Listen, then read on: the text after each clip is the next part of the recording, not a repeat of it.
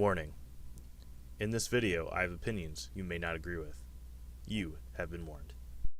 When you think about fighting games, you probably think about the gameplay, characters, animations, frames, and, more recently maybe, even the graphics. Competitive fighting games are bigger than they've ever been, but what if you want to play a fighting game by yourself? Most of them have an arcade mode where you go through a predetermined route and face off against your chosen character's rival. Sometimes you fight different enemies every time you play, but what if fighting games had an actual story? And I know there are plenty of fighting games with stories, but what I'm talking about is levels specifically designed for the game. Super Smash Bros. Brawl has the Subspace Emissary and is everything I've always wanted and still crave from fighting games. It melds all of the characters together in such a believable and fun way that I've never seen before or since. The story setup is quite simple. The robed figure called Ancient Minister is using the subspace bombs to open up portals to subspace, and the hero characters all have to come together and team up in order to stop them. It has you going through uniquely designed side-scrolling levels that sometimes take ideas from other Nintendo IPs, such as the DK barrels and minecarts. The levels are usually pretty straightforward, but there is a few puzzles throughout the levels to solve. The locations range from jumping around the clouds to delving into ruins, running through a castle, going through forests, and even a factory on a floating island. All of that together may not sound like it fits, but the levels have certain characters meet up as they make their way to the next world together, and it flows surprisingly well. Where the story mode really shines, though, is the cutscenes. There's so many of them, and you can tell they put in a lot of effort to tie all the paths together. The way all the characters interact with each other was always my favorite part of the story. They don't always get along right away.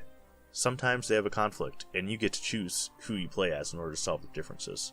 For me personally, I usually go with sword characters because I've always loved swordplay and more medieval fighting styles over magic and fists. Unless it comes down to Ness and Lucas, I've always had a soft spot for those boys. The villains in the game all have this specific role as well. They use these guns that shoot a dark arrow, and if it hits, it knocks out the character and turns them into their trophy form. That's another unique thing the world has going for it. When a character gets defeated, they turn into trophies, and the villains are going around trying to collect all of them. It gives them more motivation than just trying to rule the world. The villains will often fight each other over the trophies they've collected as well. Speaking of villains, I want to talk a little bit about the final boss of the game. Spoiler warning for those of you who plan on playing this eventually. Is everyone gone who wants to be? Alright, you were warned. So, who is Tabuu? I have a theory that might blow your mind. What if Tabuu has always been there since the beginning? His whole shtick is about control. We see him actively controlling Master Hand, and he tries his best to control all of the playable characters as well. What if he's always been controlling Master Hand? In the original Smash Bros. On the N64, we see Master Hand pick up characters out of a toy box and force them to fight. Master Hand himself has always represented a human hand playing with toys, but what if the toys don't want to be played with? We see them fight back against him every chance they get. Master Hand has always been a villain of the series, and I think Tabuu is the body of the hand that's always been seeking control over all the characters. Tabuu is strong. It takes the entire team, villains included, to take him down. Tabuu literally creates his own world inside of Subspace. He recreates it to his liking, and forces the hero and villain characters to traverse his new world and fight off against recreations of themselves. This world, known as the Great Maze, spans roughly 25% of the completion rate of the story mode. It is massive, spanning most of the levels that we previously went through with some unique twists and turns. Not only do you refight all the playable characters, you also refight all the bosses.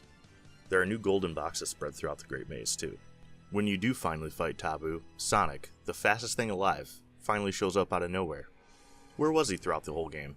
Running around the world 1,000 times? This never made any sense to me even as a kid. My new headcanon is that he ate too many chili dogs and was on the toilet the whole time, so he's finally catching up to the rest of the group. After you beat Tabuu and save the world, 3 doors appear that weren't there before. If you enter these doors, you fight Jigglypuff, Wolf, and Toon Link. After beating them, they join the team and you can use them to replay any levels you want. In conclusion, the Subspace Emissary is one of my favorite fighting game campaigns of all time, and will forever hold a special place in my heart. It's a shame that we'll never see anything on this scale ever again in Smash Bros. We do have World of Light and Ultimate, sure, but it doesn't have the same charm that the Subspace cutscenes have.